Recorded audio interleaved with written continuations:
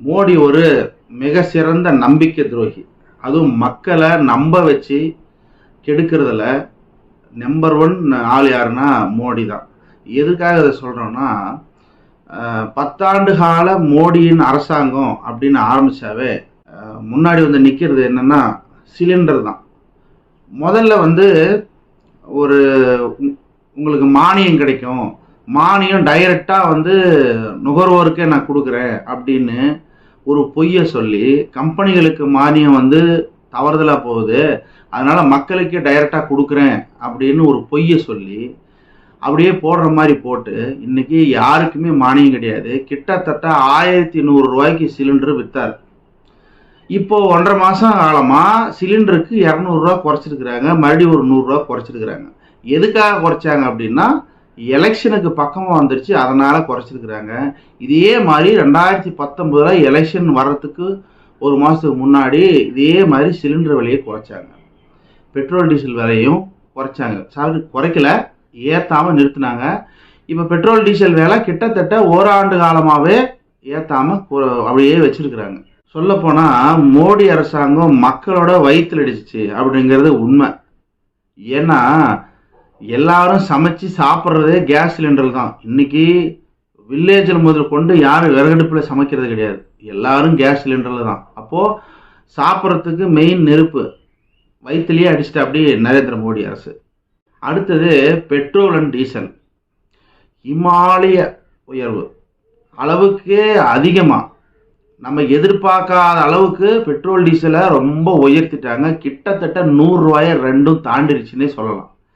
இவ்வளோ உயர்த்தி மக்களை பயங்கரமான சிரமத்துக்குள்ளே ஆக்குனாங்க. பெட்ரோல் டீசல் உயர்வால் நுகர்வு பொருட்கள் நம்ம அன்றாடம் பயன்படுத்தக்கூடிய வெங்காயம், பூண்டு, உருளைக்கிழங்குன்னு இது எல்லாமே பெட்ரோல் டீசல் இல்லாமல், இந்த 2 ஃபியூல்ஸும் இல்லாமல் நம்மளுக்கு வந்து வீடு வந்து சேராது. அப்போது இந்த பொருட்களோட விலையெல்லாம் ஏறுது, காய்கறி விலை ஏறுது, பருப்பு விலை ஏறுது, எண்ணெய் விலை ஏறுது. இதுக்கு எல்லாத்துக்கும் ஒரு முக்கிய காரணம் யாருன்னா இந்த டீசல் விலை, பெட்ரோலோட விலை உயர்வு தான். அப்போது நாட்டில் மக்கள்கிட்ட இருக்கிற இந்த பணத்தை சுத்தமாக பிடுங்கணும், மக்களை பட்டினியில் ஆழ்த்தணும்னா பெட்ரோல் டீசல் விலையை ஏற்றிக்கிட்டே போனால் நடக்கும் அப்படிங்கிற ஒரு மிகப்பெரிய கனவோட கடந்த 10 ஆண்டு ஆட்சி நடந்திருக்குது அப்படிங்கிறது யாராலையுமே மறுக்கவே முடியாது. அடுத்து மனசையே உருக்கும் செயல், நாம் யாரும் எதிர்பார்க்காத விஷயம். நள்ளிரவு 12-1 மணிக்கு அறிவித்த அந்த கோரமான சட்டம் என்ன? பணம் மதிப்பிழப்பு. நாம் சிறுக சிறுக குருவி சேர்க்குற அப்படி சேர்த்து வச்சுருந்த 1000 ரூபாய் 500 ரூபாய் நோட்டுகளை எல்லாம் செல்லாது என்று அறிவித்தது. கொடுமையிலையும் கொடுமை. இப்போ அந்த 1000 ரூபாய் 500 ரூபாய் நோட்டுகள், பழைய நோட்டுகள் அடிப்பதற்கு செலவு பண்ணது யார்? அரசாங்கம். அந்த நோட்டுகள் இன்னைக்கு செல்லாதுன்னா அதனோட பயன்பாடு குறைஞ்சிருக்கு. அப்படிங்கும்போது அரசாங்கத்துக்கு அது இழப்பு. அது மட்டும் இல்லாமல் இந்தியாவுடைய மார்க்கெட் வேல்யூ எல்லாம் டோட்டலாக கொலாப்ஸ் ஆச்சு. இந்தியாவோட பங்கு சந்தை மதிப்பு சுத்தமாக கொலாப்ஸ் ஆச்சு. நிதிநிலை, நாட்டோட நிதிநிலை ரொம்ப மோசத்துக்கு போச்சு. பெரிய பெரிய வளர்ந்த நாடுகளே இந்த டிமானிட்டேஷன் செய்ய தயங்குறப்போ இந்தியா துணிச்சலாக செஞ்சிச்சு அப்படின்னு பெருமை பீத்திக்கிட்டவங்க அடுத்த ஒரு 4 ஆண்டில் இந்தியா படுற துயரத்தை யாராலையும் வந்து மறுக்க முடியாது அப்படிங்கிற அந்த விஷயத்தை யாரும் உணரலை அப்படின்னு தான் சொல்லணும். இதனால் பெரிதும் பாதிக்கப்பட்டது யாருன்னா அப்பாவி மக்கள். பல பேர் கியூவில் நின்று பணத்தை மாற்ற முடியாத வெயிலையும் மழையிலையும் செத்தவங்க நிறைய பேர். இன்னைய வரைக்கும் அந்த பாதிப்பு, அந்த தாக்கம் இருந்துகிட்டு தான் இருக்குது. 100 ஏடிஎம் இருக்குதுன்னா அதில் கிட்டத்தட்ட ஒரு 50க்கும் மேற்பட்ட ஏடிஎம்களை இன்னைக்கு பணம் இருக்கிறது இல்லை. அது எப்போலேருந்து ஆரம்பிச்சிச்சுன்னா இந்த பணம் செல்லாதுன்னு அறிவிச்சதுலேருந்து இன்னைய வரைக்கும் பணம் எடுக்கவே முடியல. ஏடிஎம்மில் நம்ம அவசரத்துக்கு பணம் எடுக்கவே முடியல. அதுலேயும் இந்த 2000 ரூபாய் நோட்டு சுத்தமாக செல்லவே செல்லாதுன்னுட்டாங்க. அப்போது அந்த 2000 ரூபாய் நோட் அடிப்பதற்கு ஆன செலவு இது எல்லாமே வந்து அரசாங்கத்தோட சரியான திட்டமிடல் இல்லாமல் அரசுக்கு ஏற்பட்ட இழப்பு. இதற்கு யார் பதில் சொல்லணும்னா ஆளுங்கட்சி அதுக்கு பதில் சொல்லணும். எத்தனை 2000 ரூபாய் நோட்டு அடிச்சிங்க, எவ்வளோ நோட்டை நீங்கள் செல்லாதுன்னீங்க, அதுக்கான செலவினங்கள் என்னாச்சு? நாடு நாசமித்து போனதுக்கு ஒரு முக்கியமான காரணம் இந்த பண மதிப்பிழப்பு தான். இதுக்கு அப்புறமா தான் அதிகப்படியான வரி விதிக்க ஆரம்பிச்சாங்க, எல்லாத்துக்கும் வரிகளை கொண்டு வர ஆரம்பிச்சாங்க. ஏன்னா இந்த பொருளாதார சிக்கல்லேருந்து மீண்டு வர்றதுக்கு அவங்களுக்கு நிறைய பணம் தேவைப்பட்டுச்சு. இந்திய நாட்டை காப்பாற்றணும், நம்ம பொருளாதாரத்தில் சுத்தமாக போயிடுவோமோ அப்படின்ற பயம் இருந்து தான் டோட்டலாகவே எல்லா பொருட்களுடைய விலையும் ஏற்றப்பட்டுச்சு.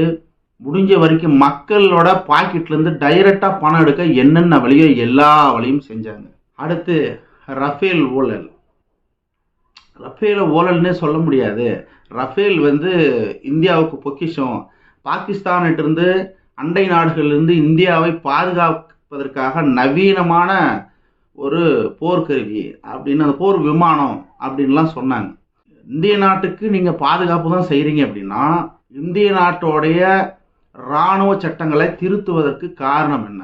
ரஃபேல் விமானம் வாங்குவதற்கு மற்றும் இராணுவ உபகரணங்கள் வாங்குவதற்கு இதுக்கெல்லாம் ஒரு சட்டம் இருக்கு.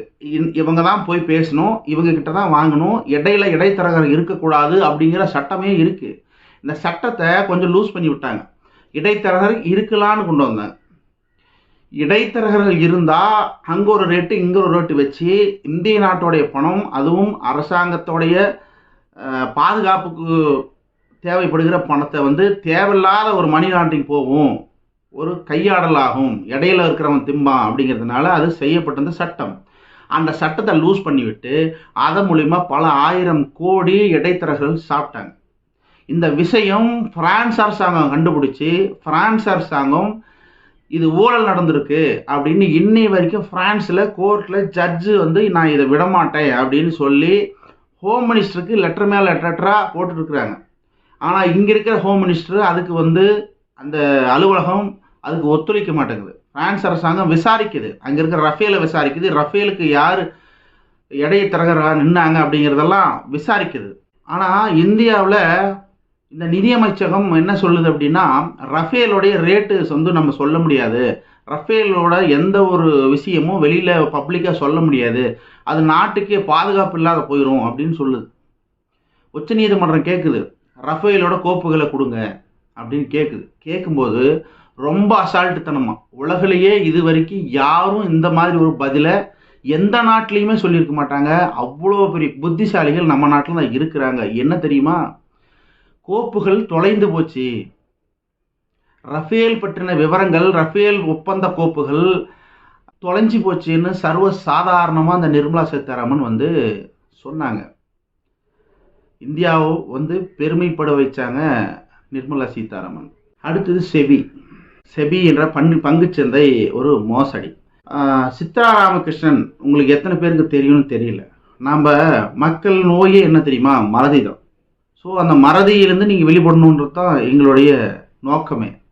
சித்ரா ராமகிருஷ்ணன் உங்களுக்கு யாராவது தெரியும், ஆனந்த சீனிவாசன் உங்களுக்கு யாராவது தெரியும். சித்ரா ராமகிருஷ்ணன் என்பவர் செபியில் நிர்வாக இயக்குனராக இருந்தவங்க. ஒரு நிர்வாக இயக்குனர் தனக்கு பணியாளர், தனக்கு கீழே உதவியாளராக யாரையும் வச்சுக்க கூடாது அப்படிங்கிறது ரூல். இந்த ரூலை மீறி ஆனந்த் சீனிவாசன் ஒருத்தரை இவரே தன்னிச்சையாக செயல்பட்டு ஒருத்தரை நியமிக்கிறாங்க. அதுவும் அளவு கடந்த சம்பளம் போட்டு அவங்கள நியமிக்கிறாங்க. 2 பேரும் சேர்ந்து பங்கு சந்தையில் மோசடிகள், பல கையாடல்கள் செஞ்சு இன்னைக்கு பல ஆயிரம் கோடிகளை அவங்க கொள்ளையடிச்சாங்க. அது கிட்டத்தட்ட இன்னைக்கு 8 வருஷ காலம் ஆச்சு இந்த விஷயம் நடந்து. இது வரைக்கும் அவங்க கைது செஞ்சு கரெக்டான அந்த கேஸை முன்னகத்தவே இல்லை. அவங்க 2 மாசத்துல பெயில் வாங்கிட்டு வெளியே வந்துட்டாங்க ஜாமீன்ல. இது வரைக்கும் சித்ரா ராமகிருஷ்ணனும் அவங்க பாட்டுக்கு அவங்க இருக்கிறாங்க. இந்த கேஸ் என்ன ஆச்சு ஏதாச்சு மக்களுக்கு ஒண்ணுமே தெரியல. மொத்தமா கடைசியா அவங்க கோர்ட்ல சொன்ன பதிவு என்னன்னா, இமயமலை சாமியார் அவர் தான் எனக்கு ஆனந்த சீனிவாசனை நியமிக்க சொன்னாரு, அவர் என்ன சொன்னாரோ அதை தான் நான் செஞ்சேன், நானா எதுவும் செய்யலைன்னு இமயமலையில இருக்கிற ஒரு சாமியார் மேல தூக்கி வச்சாங்க. சரி, அந்த யார் அந்த சாமியார், அவரை ஏன் இன்னும் சிபிஐ கைது பண்ணல அப்படிங்கிற விவகாரம் யாராலையும் கேள்வி எழுப்பப்பட முடியல. எதிர்கட்சியும் பேசல, ஆளுங்கட்சியும் பேசல. இது நடந்தது முற்றிலும் உண்மை. நாட்டுக்கு இவங்கெல்லாம் கேடு. இவங்கெல்லாம் வந்து ஒரு நிர்வாக இயக்குனரா, ஒரு செபியில ஒரு ஒரு உயர்ந்த பதவியில இவங்க இருக்கவே தகுதி இல்லாதவர்கள் அப்படிங்கிறது மக்களுக்கு உணர்த்தணும் அப்படிங்கிறது தான் நம்மளுடைய வேலை. மற்றும் பிஜேபி அரசாங்கம் மொத்தமாவே இந்த மாதிரி திருடர்களுக்கு கை கொடுக்கும் அப்படிங்கிறதும் மக்கள் தெரிஞ்சுக்கணும். நாட்டோட வளர்ச்சின்னு சொல்றாங்க, நாடு வளரல, நாடு கொஞ்சம் கொஞ்சமா கொள்ளையடிக்கப்பட்டிருக்குது. இந்த மாதிரியான பல ஆட்கள் இருக்கிறாங்க, அடுத்தடுத்து வரும். எல்லாருக்கும் உதவி ஏதோ தவிர ஒரு ஒண்ணுமே செய்யல இந்த அரசு. நீரவ் மோடி உங்களுக்கு எல்லாருக்கும் தெரிஞ்சுக்கும்னு நினைக்கிறேன். 900 கோடி சுருட்டிட்டு ஓடின ஆள். மோடிகள் எல்லாம் திருடர்கள் என்று ராகுல் காந்தி பரப்புரை கர்நாடகாவில் பேசி 2019, அதனால ராகுல் காந்தி தன்னுடைய எம்பி பதவியை இழந்தார். மறுபடியும் கேஸ் போட்டு வெளியே வந்தார். இந்த நிகழ்வு உங்களுக்கு தெரியும். இந்த நிகழ்வு பேச காரணமே நிரவ் மோடி தான். நிரவ் மோடி போகும்போது சாதாரணமாக போகல. நான் 400 கோடி ரூபாய் பாஜகவுக்கு லஞ்சமாக கொடுத்தேன், அதனால தான் என்னை ரிலீஸ் பண்ணாங்க, அவங்களுக்கு கொடுத்துட்டு தான் போனேன் நான் அப்படின்னு அவர் ஒரு அறிக்கையை வெளியிட்டிருக்கிறார். அவர் கொடுத்த அந்த ஸ்டேட்மெண்ட்டு ஒட்டுமொத்த நாடையும் திரும்பி பார்க்க வச்சு பாஜக இப்படி ஒரு திருட்டுத்தனம் செய்யுதா அப்படின்னு. அது வரைக்கும் யாரும் கண்டுக்கல. பிஜேபி செய்கிற ஒவ்வொரு சிறு சிறு ஊழல்களும், சிறு சிறுனா வெளியே தெரியாம இவங்க பண்ணலாம்னு நினைச்ச பெரிய ஊழல்களை எல்லாத்தையும் மக்கள் வந்து மறந்து போயிருந்தாங்க. அதை வெளிச்சம் போட்டு காட்டினது யாருன்னா நிரவ் மோடி தான். அவர் தான் முதல்ல சொன்னது ஆள். பிஜேபிக்கு பணம் கொடுத்தேன், அது இடையில நெடுந்து இடைத்தரகராக நாடை வித்துக்கிட்டு இருக்கு அப்படிங்கிற அந்த விஷயம் நிரவ் மோடி மூலியமா தான் நம்மளுக்கு தெரிஞ்சது. பணத்தை சுருட்டிட்டு ஓடுனது, இந்த மாதிரி விஷயங்களை கவனிக்க தான் ஈடி. ஆனா ஈடி செயல்படுறது எல்லாமே பிஜேபி என்ன சொல்லுதோ அதை தான் செய்யறாங்க. அப்ப 400 கோடி முதல்லயே வந்துருச்சு அப்படிங்கிறதுனால நிரவ் மோடி இது வரைக்கும் இந்தியாவுக்கு வரல, எந்த நாட்டில் இருக்கிறான்னு தெரியாது. ஆனா விஜய் மல்லையா எங்க இருக்காருன்னு தெரியும். அவர் மேல இங்கிலாந்துல கேஸ், இந்திய அரசாங்கம் இங்கிலாந்துல கேஸ் நடக்குது. ஏன்னா அவர் வந்து இங்கிலாந்துல குடியுரிமை வாங்கியிருக்காரு, அவரை சர்வசாதாரணமா நெருங்க முடியாது, அவரையும் இவங்களால ஒன்றும் செய்ய முடியாது. இந்திய நாட்டில் இருக்கிற சொத்து, இந்த சொத்துக்களை ஏலம் விட்டு விஜய் மல்லையாவுடைய கடனுக்கு மேல பல ஆயிரம் மடங்கு இருக்குது சொத்துக்கள், அதை விற்று சரி கட்டலாம், அதை ஏலம் விடலாம். அதுக்கு எந்த பேங்காலையும் முடியாது, எந்த அரசாங்கத்துக்காலையும் முடியாது. விஜய் மல்லையா அவ்வளோ ஒரு பவர்ஃபுல்லாக உக்காந்துட்டு இருக்கிறார்.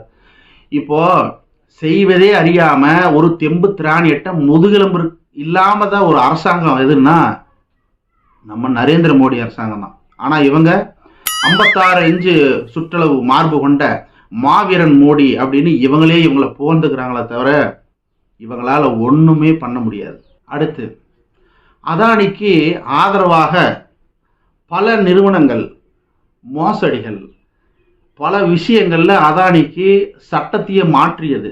அதானிக்காக என்ன வேணா செய்யலாம், அம்பானிக்காக என்ன வேணா செய்யலாம் அப்படிங்கிற ஒட்டுமொத்த அஜந்தாவோட கிட்டத்தட்ட இந்த 10 ஆண்டு காலம் அதானி அம்பானிக்கான அரசாங்கமா இருந்தது அப்படிங்கிற யாராலையும் மறுக்கவே முடியாது. துறைமுகம், ஏர்போர்ட்டு, இந்தோனேசியாவிலிருந்து நிலக்கரிய இந்தியாவுக்கு கொண்டு வந்து பல இரட்டிப்பு லாபம் பார்த்த கம்பெனி அதானி கம்பெனி. அதன் மூலியமா மட்டும் கிட்டத்தட்ட 12,000 கோடி லாபம் பார்த்தது. என்னங்க அதுல போய் வித்தியாசம் அப்படின்னா, 10 ரூபாய்க்கு நிலக்கரி 1 கிலோ வாங்கி 20 ரூபாய்க்கு 25 ரூபாய்க்கு வித்திருக்கிறது நம்ம அதானி கம்பெனி. இதுக்கு முழுக்க சப்போர்ட் பண்ணது யாருன்னா மத்திய அரசாங்கம். அதாவது அங்க ஒரு பில் அடிக்கிறது, அந்த பில்லே லாபம் தான், அங்க ஒரு பில் அடிக்கிறது, மறுபடியும் இங்க வேற ஒரு பில்லு அடிக்கிறது. இந்த விஷயத்த ஃபினான்சியல் டைம்ஸ் பத்திரிக்கை வெளிச்சம் போட்டு காட்டுச்சு. அதானியோடைய கொள்ளைகளையும் அதானியோடைய விஷயங்களும் வெளிநாடு பத்திரிகைகள், உலக பத்திரிகைகள் தான் வந்து பேசிச்சே தவிர இந்திய நாட்டில் இருக்கிற பத்திரிகைகள் எதையும் வாயே திறக்கல. அதானிக்கு எதிராக ஒரு சின்ன விஷயத்தை கூட எந்த ஒரு மீடியாவிலையும் இவங்களா புலனாய்வு செஞ்சு வெளிவிடல அப்படிங்கிறது தான் இந்திய நாட்டுக்கு உடனே மிகப்பெரிய கேடு. அதே மாதிரி ஹிண்டன்பெர்க் அறிக்கை, அதானி வந்து தன்னுடைய பங்கு சந்தைகளை தானே அளவுக்கு அதிகமாக ஆட்களை வச்சு ஏற்றி, அதாவது உங்களுக்கு புரிகிற மாதிரி சொல்லணும்னா பொய் கணக்கு எழுதி பங்கு சந்தையில் வேணும்னே தன்னுடைய பங்குகளை அதிகமாக காட்டி அதன் மூலியமா மூன்றாவது மிகப்பெரிய பணக்காரனானார். ஒரே ஒரு ஹிண்டன்பர்க் அறிக்கை அவங்க சமர்ப்பிச்சாங்க. அதானி இந்த மாதிரி ஃப்ராடுத்தனம் பண்ணி தன்னுடைய பங்குகளுடைய விலையை ஏற்றிருக்கிறாரு அப்படின்னு தெளிவாக இங்கிலாந்துடைய பத்திரிக்கை அவங்க வெளியிட்ட அந்த விஷயம் அதானியை தூக்கி புரட்டி போட்டுச்சு. அதானியை தோல் உரிச்சு காட்டுச்சு நம்மளுக்கு. இதுக்கு அதானி சவால் விட்டார். பதில் சவால் விட்டுச்சு ஹிண்டன்பர்க். உங்களால் முடிஞ்சா எங்க மேல கேஸ் போட்டு பாருங்க அப்படின்னு அந்த அளவுக்கு ஒரு நம்பிக்கையா செயல்பட்டுச்சு. ஆதாரத்துடன் வெளியிட்டுச்சு. அதை பத்தின ஆர்டிக்கிள் எல்லாம் அதுக்கப்புறமா தான் நம்ம நாட்டோட ஊடகங்கள்ல வெளிவந்தது. அதானி ஒட்டுமொத்த இந்தியாவின் அவலம். இது யாரும் ஒத்துக்க மாட்டாங்க. அதானியை இன்னி வரைக்கும் எல்லாரும் தூக்கி கொண்டாடத்தான் செய்வாங்க. அதானிக்கு ஈடிக்கும் சம்பந்தமே இல்லை. அதானி சிபிஐ ரெய்டே போகாது, இன்கம் டாக்ஸ் ரெய்டு போகவே போகாது. ஆனால் எவ்வளோ அறிக்கைகளை விட்டாலும் அதானி உத்தமராக இந்தியா பாவிக்கணும். பாஜகவுடைய எம்பிக்கள் அதானிக்கு முழுக்க சப்போர்ட் பண்ணி பேசினாங்க. நாட்டோட முதுகெலும்பே விவசாயம்னு சொல்லப்படுற நம்ம நாட்டில் மட்டும் கிடையாது, உலகத்தில் இருக்கிற எல்லா நாட்டுக்கும் முதுகெலும்பு அந்தந்த நாட்டில் செய்கிற விவசாயம்தான். விவசாயம்தான் மக்களையும் மக்கள் நுகர்பொருள்களையும் சாப்பாட்டுக்கு பஞ்சமில்லாத கொண்டு போய் சேர்க்கிறது விவசாயம்தான். இன்னைக்கு விவசாயிகள் இந்த நரேந்திர மோடியோட ஆட்சியினால இவர் கொண்டு வந்த 3 திருத்த சட்டங்களினால ரொம்ப பாதிக்கப்பட்டு கிட்டத்தட்ட 2 வருட காலம் வெயில் மழை குளிர்னு எல்லாத்துக்கும் கடுமையாக போராடி அந்த சட்டத்தை பின்வாங்க வச்சாங்க. இதன் மூலியமா நிறைய பேர் உயிரிழந்தாங்க. விவசாயிகளையே போராட்டத்தில் ஒரு எம்பியோட மகன் காரை விட்டு 7 பேரை கார் ஏற்றி கொன்ன சம்பவமும் இந்தியாவில் மட்டும்தான் நடக்கும். உலக நாடுகளில் வேற எங்கேயுமே இந்த அவலம் நடக்காது. குறைந்தபட்ச ஆதார விலையை நான் கொடுக்குறேன்னு சொல்லி மாயை, அவங்க ஜும்லான்னு பேசுவாங்க, இந்த மாதிரி ஜும்லா ஒன்று காட்டி விவசாயிகளை ஏமாற்றி உடனே நான் குறைந்தபட்ச ஆதார விலையை கொடுக்குறேன் அப்படின்னு சொல்லி இது வரைக்கும் கொடுக்காம இருட்டடிப்பு செஞ்ச அரசாங்கம் தான் மோடி அரசாங்கம். இப்போ மறுபடியும் 2024 இன்னைக்கும் போராடிட்டு இருக்கிறாங்க அப்படின்னா அதுக்கு மோடி அரசாங்கம் விவசாயிகளுக்கு செய்கிற துரோகம். இல்லைன்னா விவசாயிகள் இவ்வளவு பெருந்திரளா நாட்டை காப்பாற்றணும்னு இல்லை, அவங்களும் ஒரு சுயநலம், அவங்க காப்பாற்றிக்கணும்னு நினைச்சாலும் விவசாயிகள் வாழ்ந்தா மட்டும்தான் சாமானிய மக்கள் நிம்மதியா நாட்டில் வாழ முடியும் அப்படிங்கிறத யாராலும் மறுக்க முடியாது. பிஜேபி அரசாங்கத்தோட ஊழல் பெருமளவு பேசப்படுதுன்னா இந்த எஸ்பிஐயோடைய எலக்ட்ரோல் பாண்ட்ஸ் விஷயம். ஒன்லி எஸ்பிஐக்கு மட்டுமே அந்த உரிமத்தை கொடுத்து எலக்ட்ரோல் பாண்ட்ஸ் விவகாரத்தை மேலே கொண்டு போன பல 1000 கோடிகள், கிட்டத்தட்ட 6000 கோடிக்கு மேலே பிஜேபி அரசாங்கம் கொள்ளடிச்சிருக்குது. அதுலேயும் காலாவதியான எலக்ட்ரோல் பாண்ட்ஸ் எல்லாம் பணமாக்கி இருக்குது பிஜேபி அரசாங்கம். அதை பற்றி கூட இன்னைக்கு நிறைய செய்திகளை பார்க்க முடியுது. எலக்ட்ரோல் பாண்ட்ஸ் விஷயத்தில் ஒரு டெண்டர்களை விடுறது, மக்களுக்கு பயன்படுத்தக்கூடிய தடுப்பூசி டெண்டர்களை விடுறது, குவாலிட்டி பார்த்து அவங்க விடலை, பணத்தை பார்த்து யார் எவ்வளோ எலக்ட்ரோல் பாண்ட்ஸ் எங்களுக்கு தராங்களோ அவங்களுக்கு நாங்கள் தரோன்ற மாதிரி அவங்க செஞ்ச ஒவ்வொரு விஷயமும் மக்கள் நெருக்கடிக்கு தானே தவிர அவங்களுக்கு நன்மை, மக்களுக்கு நெருக்கடி. இதுலேயும் ஒரு மிகச்சிறப்பு என்னன்னா, இந்த எலக்ட்ரோல் பாண்ட்ஸ் விவகாரம் இதுக்குன்னு ஒரு தனிச்சட்டம் என்னன்னா, நீங்கள் ஆர்டிஐயில் கூட கேட்க முடியாது. தகவல் அறியும் உரிமை சட்டத்தில் கூட எலக்ட்ரோல் பாண்ட்ஸு எவ்வளோ வந்திருக்கு என்னன்றதை டீட்டெயிலாக கேட்க முடியாது, கொடுக்கணுன்ற அவசியமும் இல்லை அப்படின்னு சொன்ன விவகாரத்தை இன்னைக்கு உச்சநீதிமன்றம் சுக்கா உடைச்சி மக்களுக்கு பட்டியல் போட்டு காட்டிருக்குது உச்சநீதிமன்றம். உச்சநீதிமன்றம் மட்டும் இன்னைக்கு சரியாக செயல்படலைன்னா இவ்வளவு பெரிய ஊழலை அப்படியே சோத்துல பூசணிக்காய் மறைச்ச மாதிரி மறைச்சிட்டு போயிருக்கும் பாஜக அரசாங்கம். மோடி மக்களுக்கு நல்லது செய்கிறதுன்னு சொல்கிற பல கூட்டங்கள் இதையெல்லாம் பார்த்துட்டு இன்னும் மோடியை நம்புகிறாங்க அப்படிங்கிறது தான் நம்ம நாட்டோட அவலம். சிஏஜி அறிக்கை, துவாரகா சாலை அப்படின்னு 1 கிலோமீட்டருக்கு கிட்டத்தட்ட 250 கோடி பில்லு போட்டு எஸ்டிமேட் வேல்யூவோட கிட்டத்தட்ட 100% மேலே பில்லை போட்டு மக்களுடைய வரி பணத்தை கொள்ள அடிச்சிருக்குது அப்படின்னா உங்களால் நம்ப முடியுமா? நம்பித்தான் ஆகணும். ஏன்னா அறிக்கை சமர்ப்பித்தது யாருன்னா சிஏஜி. இவங்க தான் மத்திய அரசாங்கம் ஊழல் செய்யுது. இன்சூரன்ஸு இப்போ கோவிட்ல இறந்தாங்க இல்லையா, அவங்க மேலெல்லாம் அரசாங்கம் insurance, health insurance, policy insurance இதெல்லாம் வந்து ஃபேக்காக போட்டு அவங்கள வந்து ஒரே நம்பரில் பல ஆயிரம் பேரோட இன்சூரன்ஸ் கிளைமை ஒரே ஃபோன் நம்பரை வச்சு கிளைம் பண்ணியிருக்கிறாங்க. அந்த கிளைம் பண்ண பணம் பூரா மத்திய அரசாங்கம் எடுத்துக்கிச்சு அப்படின்னு சிஏஜி அறிக்கையில் தெள்ள தெளிவாக கிட்டத்தட்ட 7.5 லட்சம் கோடி ஊழல்னு சொல்கிறாங்க சிஏஜி. அதுக்கு ஒன்றிய அரசாங்கத்திலிருந்து என்ன மாதிரி பதில் வந்ததுன்னா ஆச்சரியப்படக்கூடிய பதில் என்னன்னா, சிஏஜி அறிக்கையை யார் சமர்ப்பிச்சாங்களோ அவங்க எல்லாரையும் கூண்டோட பதவி மாற்றம் செஞ்சாங்க ஒன்றிய அரசாங்கம். ஏன் அப்படின்னா பயம். நீ எனக்கு எதிராக வந்து நீ அறிக்கையை விடுறியா, நான் அப்படிதான் கொள்ளடிப்பேன், நீ யார் என்ன கேட்கறதுங்கிற மாதிரி மோடி அரசாங்கம் செயல்பட்டுச்சு. இது மக்களுக்கு நிறைய பேர் கொண்டு போய் சேர்க்கலைங்கிறது தான் மிகப்பெரிய அவலம். எதிர்கட்சி கூட அவ்வளவா இதை பற்றி பேசலை, அதை பற்றி கண்டுக்கலை. இன்னைக்கு 6000 கோடி எலக்ட்ரோல் பாண்ட் விவகாரத்தில் ஊழல்னு சொல்கிறவங்க 7.5 லட்சம் கோடி 7.5 லட்சம் கோடி இவ்வளோ பெரிய ஹிமாலய ஊழலை எதிர்கட்சி கூட எடுத்து வச்சு இன்னைக்கு இருக்கிற எலெக்ஷன் டைமில் கூட அதை பேச மறுக்குது அப்படிங்கிறது தான் ரொம்ப ரொம்ப அவலமான விஷயம்.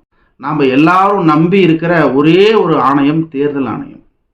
ஜனநாயகத்தை கட்டி காப்பாற்றுற ஒரே ஒரு ஆணையம் எதுன்னா அது தேர்தல் ஆணையம். அந்த ஆணையத்தை இயக்குநர்களை தீர்மானிப்பதற்கு ரொம்ப முக்கியமான ஆள் வந்து சுப்ரீம் கோர்ட் தலைமை நீதிபதி. அவரை இந்த ஆணையரை நியமிப்பதில் அந்த இதில் இருந்து நீக்கிறாங்க. ஒரு புதுசாக ஒரு சட்டத்தை கொண்டு வந்து சட்ட திருத்தம் பண்ணுறாங்க. தேர்தல் ஆணையரை பாஜக மட்டும் தீர்மானிச்சிக்கலாம், எதிர்கட்சியில் ஒரு ஆள் வேணால் வச்சுக்கோங்க, பாஜகவிலே 2 பேர் அப்படின்ற மாதிரி. தேர்தல் ஆணையரே இன்னைக்கு பாஜக யார் சொல்லுதோ அவர் தான் அங்கே உட்கார முடியும். இது ஒன்றும் நடுநிலை இல்லாத தேர்தல் ஆணையமாக இருக்குது அப்படின்னு எல்லாரும் கத்துறாங்க. ஆனால் நீங்கள் கத்திக்கிட்டே இருங்கடா, நாங்கள் உங்கள் பேச்சை கேட்கணுன்ற அவசியம் இல்லை. எங்களுக்கு யார் பிடிக்குதோ அவங்கள தான் தேர்தல் ஆணையர், எனக்கு என்ன வேணுமோ அதை தான் நாங்கள் செய்வோம் அப்படின்னு ஒரு சர்வாதிகார ஆட்சியை முன்னெடுத்துட்டு போயிட்டு இருக்குது பாஜக அப்படின்னா அது மிகப்பெரிய உண்மை. அதுவும் நம்ம நாட்டோட தேர்தல் ஆணையம் 12 லட்சம் இவிஎம் மிஷின்களை தொலைஞ்சு போச்சு, 30 லட்சம் இவிஎம் மிஷின்களை புதுசாக வாங்கணும், இவிஎம் மிஷின்கள் தொலைஞ்சு போச்சு. இவிஎம் மிஷின் என்ன ₹1 காயினா தொலைகிறதுக்கு? அவ்வளோ பெரிய மிஷின்களை காணோன்னு சொல்கிறாங்க. யார் தட்டி கேட்பது? அரசாங்கம் தான் கேட்கணும். எந்த அரசாங்கம் கேட்கணும்? மோடி அரசாங்கம் தான் கேட்கணும். எந்த அரசாங்கத்தையும் தேர்தல் ஆணையத்தை இன்னும் பண்ண முடியாது. ஏன்னா தேர்தல் ஆணையத்திற்கு அவ்வளோ தளர்வுகள், அதை யாராலையும் கேள்வி கேட்கவே முடியாது. இப்போ கூட நாம் கேள்வி கேட்கல, நடந்த விவகாரத்தை வெளியில் வைக்கணும், அவ்வளோதான். எல்ஐசியின் பங்குகள், ரயில்வே, ஏர் இண்டியா எல்லாத்தையும் விற்று தொலைச்சாங்க. நாட்டோட பொக்கிஷங்களாக இருக்கிற பொதுத்துறை நிறுவனங்களை எல்லாத்தையும் தனியாருக்கு வந்து ஒப்புவிச்சாங்க. நாட்டுக்கு வளர்ச்சியை, நாட்டோட வளர்ச்சியை குலைக்கிற சூழலாக எல்லாத்தையும் பண்ணி முடித்தாங்க. இவங்களுக்கு நிதி திரட்டணும், இவங்களோட நிதி வருவாயை அதிகரிக்கணுங்கிறதுக்காக நாட்டுக்கு ரொம்பவே பயனுள்ள எல்ஐசியோடைய பங்குகளை விட்டுட்டாங்க. ரயில்வே வந்து நம்ம நாட்டோட ரத்தனம். இந்தியன் ரயில்வே இன்னைக்கு வந்து ஏகப்பட்ட பிரிவுகளை தனியாருக்கு ஒப்படைச்சிட்டாங்க. ஏர் இண்டியா அப்படிதான். டாடா நிறுவனத்துக்கு ஏர் இண்டியா சேல்ஸ் ஆகுது. அந்த மொத்த நிறுவனத்தை வாங்கினதுக்கும் டாட்டாவுக்கு பணம் இல்லை. டாட்டாவுக்கு வந்து இவங்களே வந்து லோன் தராங்க. மக்களுக்கு ஒரு லோனு, ஒரு விவசாய கடனை தள்ளுபடின்னா அதை செய்யாது இந்த அரசாங்கம். டாட்டா மாதிரியான மிகப்பெரிய நிறுவனங்களுக்கு லோன் சப்சிடி வந்து கொடுக்குறாங்க அப்படின்னா தன்னுடைய சொத்தை தான் விற்கிறதுக்கு தானே கடன் கொடுத்து கொடுத்த கடனில் தானே வந்து சப்சிடியும் கொடுக்குறோம் அப்படின்னா இதை விட ஒரு புத்திசாலித்தனம் ஏதாவது இருக்குமா? இழப்பு அரசாங்கத்துக்கு தான், பாஜகவுக்கு அல்ல, மோடிக்கு அல்ல. நல்லா நீங்கள் புரிஞ்சுக்கணும். இந்திய அரசாங்கத்துக்கும் இந்திய மக்களுக்கான இழப்பு தான் அந்த 400 கோடியை தவிர பாஜக அரசாங்கத்துக்கு கிடையாது. பாஜகவுடைய தனிப்பட்ட விஷயம் அது கிடையாது. அதனால தான் அரசு எப்படி போனால் என்ன, நாம் கொள்ளடிச்சா போதும், நாம் வருவாயை ஈட்டுனா போதும்னு நாட்டோட முக்கிய நிறுவனங்களை தனியாருக்கு விட்டுருச்சு. பொதுமக்களிடமிருந்து வாங்கப்படுகிற பிரதமர் நிவாரண நிதி இது அப்ளிகேஷன் மூலிமா பொதுமக்கள் அனுப்பலாம், வங்கி கணக்கு மூலியமாகவும் அனுப்பலாம். இது ஒன் வே டிராஃபிக் தான், ரிட்டர்ன் அங்கேருந்து வராது. ரிட்டர்ன் வரணும்னா மோடி அரசாங்கம், அதுவும் நரேந்திர மோடி கொடுக்கணும். நரேந்திர மோடி என்ன சொல்றாருன்னா, இந்த கணக்கு ஆர்டிஐல நான் உங்களுக்கு காட்ட முடியாது, எந்த ஒரு சட்டத்தினாலும் இதில் என்ன கணக்கு இருக்குது, எவ்வளோ பணம் உங்களுக்கு வரணும், எவ்வளோ பணம் வந்திருக்கு, எதையும் நாங்கள் காட்ட முடியாது. இது இந்திய அரசாங்கத்துக்கும் இந்த பிரதமர் நிவாரண நிதிக்குமே சம்பந்தம் இல்லை. இந்த நிதி முழுக்க முழுக்க மோடி அப்படிங்கிற பிம்பத்துக்கு மோடியோட பர்சனலான விஷயம். பிரதமர் நிவாரண நிதின்னு வசூல் பண்ணுவாங்க. அந்த பிரதமர் என்ற சொல்லு எல்லாருக்கும் உரித்த சொல், எல்லாருக்கும் உரிமை இருக்கிற சொல். ஆனால் அதன் மூலிமா வர்ற ஃபண்டிங்கு அவங்களுக்கு மட்டும்தான். இன்னுமே இதை வெளியே கொண்டு வரணும்னு எதிர்கட்சி தலைமையும் போராடுது, எல்லாரும் போடுறாங்க. இப்போது எலக்ட்ரோல் பாண்ட்ஸ் எப்படி பணத்தை வாங்கிட்டு பல விஷயங்களை செஞ்சதோ அதே மாதிரி இந்த பிஎம் கேர் ஃபண்ட்லையும் பல லட்சம் கோடிகள் இவங்க ஆட்டையை போட்டிருக்கலாமோ, இதை வெளியே கொண்டு வர்றதில் இவங்களுக்கு என்ன சூழல், என்ன ஒரு பிரச்சனை, என்ன ஒரு சிக்கல் அப்படின்லாம் நம்மளை யோசிக்க வைக்குது. எலக்ட்ரோல் பாண்ட்ஸும் இதுவும் ஒன்றே தான். எலக்ட்ரோல் பாண்ட்ஸில் கொடுக்க முடியாதவங்க பிஎம் கேர் ஃபண்டில் கொடுத்துருக்குறாங்க அப்படிங்கிறது தான் நிதர்சனமான உண்மை. மோடியின் சாதனைகள், மதம், சிறுபான்மை, சாதிய கோட்பாடுகளை இதெல்லாம் கிடையவே கிடையாதுன்னு நாம் சொல்லி போராடிட்டு இருக்கிறோம். ஆனால் இதெல்லாம் இருக்குது, இதெல்லாம் கடைபிடிக்கணும் அப்படிங்கிறதுக்கான ஒரு சின்னமாக இன்னைக்கு ராமர் கோயிலை கட்டியிருக்கிறாங்க.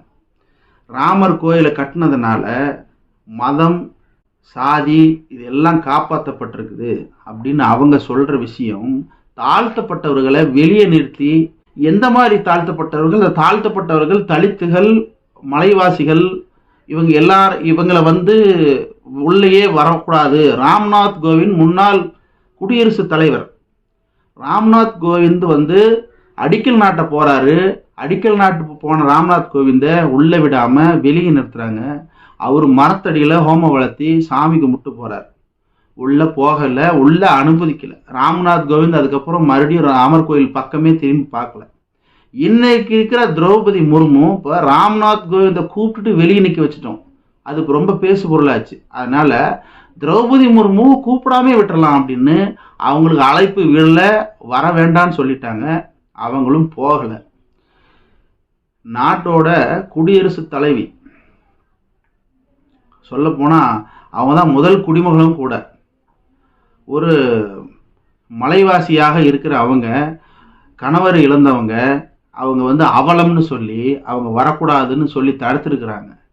இன்னும் 21ஆம் நூற்றாண்டில் இருக்கிறோம். இன்னும் இதையெல்லாம் மக்கள் மனசில் திணிச்சிட்டு இருக்கிறாங்க பாஜக அரசாங்கம்.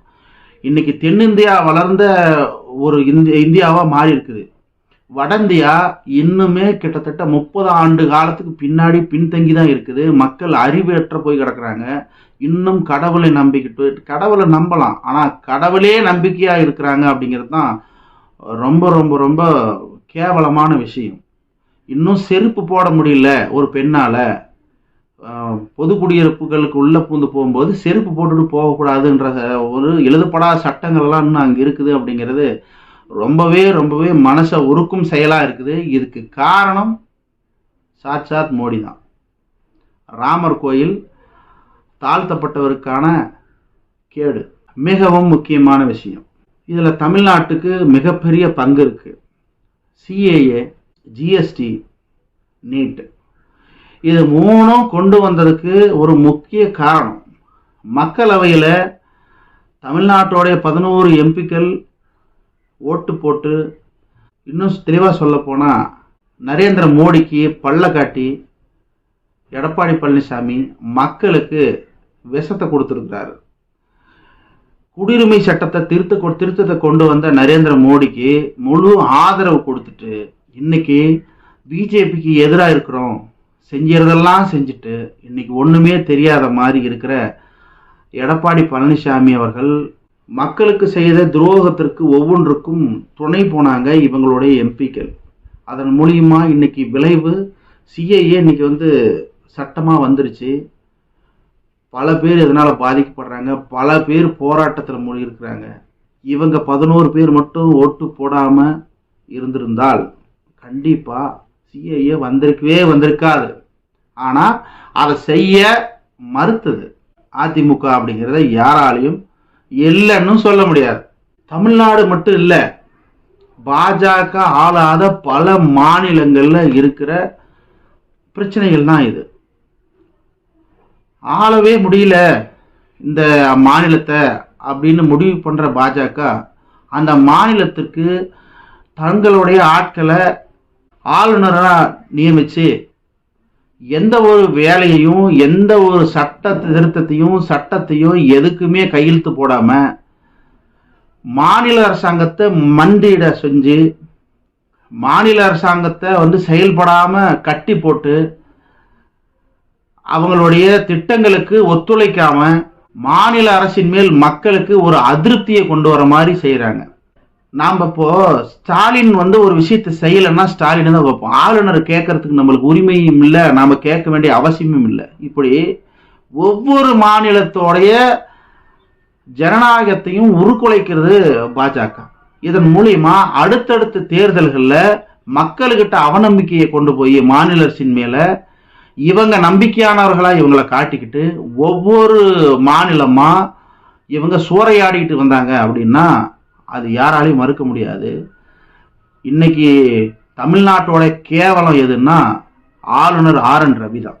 ஜிஎஸ்டி மூலம் மக்கள் முடங்கிட்டாங்க. சிறு குறு தொழில் செய்யறவங்க எல்லாரும் ஜிஎஸ்டியால சுத்தமா தன்னுடைய நிறுவனங்களுக்கு பூட்டு போடுற நிலை ஏற்பட்டிருக்கு. கார்ப்பரேட் கம்பெனிகளுக்கு எல்லாம் வரி விலக்கு, வரி சலுகை, மக்களுக்கு உப்புக்கு கூட வரி, பெண்கள் யூஸ் பண்ற நாப்கினுக்கு வரி, ஹோட்டல்ல சாப்பிட்ற சாப்பாட்டுக்கு கூட வரி. மக்கள் இந்தியாவில் அதுவும் இந்த மிடில் கிளாஸில் இருக்கிற மக்கள் எதையுமே வாங்க முடியாத வாங்கும் திறனற்று போய் கிடக்குறாங்க. நாட்டோட பொருளாதாரம் சுத்தமா கொலாப்ஸ் ஆகி போய் கிடக்குது. யாராலையும் எளிமையா எந்த ஒரு பொருளையும் வாங்க முடியல, பணத்தை சேமிக்க முடியல, எவ்வளவு சம்பாதிச்சாலும் இருப்பு வைக்க முடியாத ஒரு பணவீக்கத்தை கொண்டு வந்திருக்காங்க நரேந்திர மோடி அரசாங்கம்.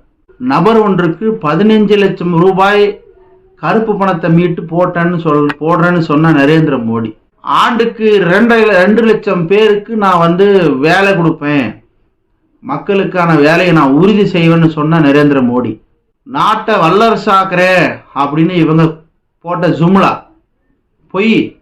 எதையுமே செய்யல. 10 ஆண்டு காலம் போயிடுச்சு. ஒவ்வொருத்தருடைய வாழ்நாளிலையும் 10 ஆண்டு காலம் கருப்பு நாளாக போயிடுச்சு. நாம் இந்த 10 ஆண்டு காலம் நம்ம வாழ்க்கையில தொலைச்சிட்டோம், நம்ம வாழ்வையே தொலைச்சிட்டோம் பாஜகவை நம்பி. இன்னைக்கு இந்தியா குளோபல் ஹண்டர் இண்டெக்ஸ்ல, அதாவது பட்டினி சாவு லிஸ்ட்ல 150க்கும் கீழே போயிட்டு இருக்கு. ஜனநாயகத்திற்கு துரோகம் செய்யும் பாஜக ஜனநாயகத்திலிருந்தே விரட்டடிக்கப்பட வேண்டிய கட்சி. இந்தியா கூட்டணிக்கு வாக்களிப்போம். நாளைய இந்தியாவை